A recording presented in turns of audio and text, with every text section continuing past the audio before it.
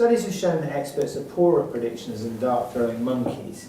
Low-cost index funds, investments that track trade or financial market indices outperform actively managed funds. Can you comment on that?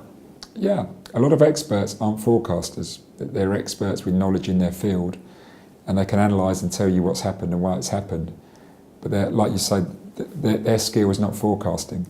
And obviously, what tends to happen is their field is so wide that they don't ever develop that expertise in forecasting. So, for example, if you think a weather forecaster, despite what we think about our weather forecasters, their expertise, their percentage of forecasts is very, very high. But it's a relatively narrow field. What's the weather going to be tomorrow?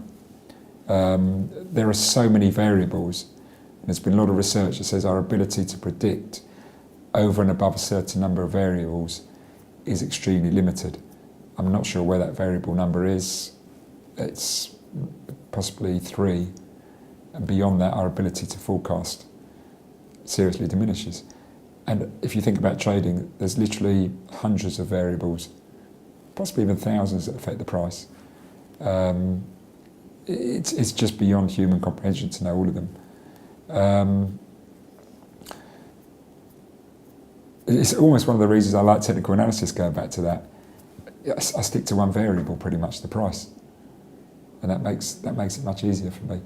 And I think, you know, we've got a discussion going on my LinkedIn group at the moment, which is a very good discussion about prediction versus money management, which is more important. And pretty much everyone's coming up for money management, which almost goes back to what we discussed before.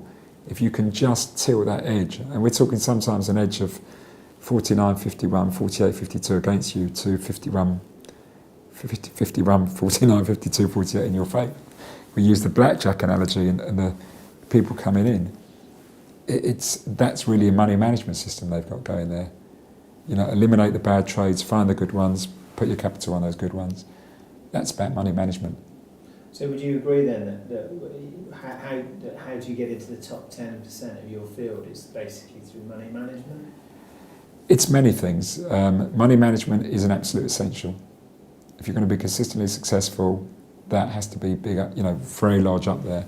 And as I say, the research we're doing on personality is showing that the most successful personalities, both emotional and both the calm and logical type, are clustering close to a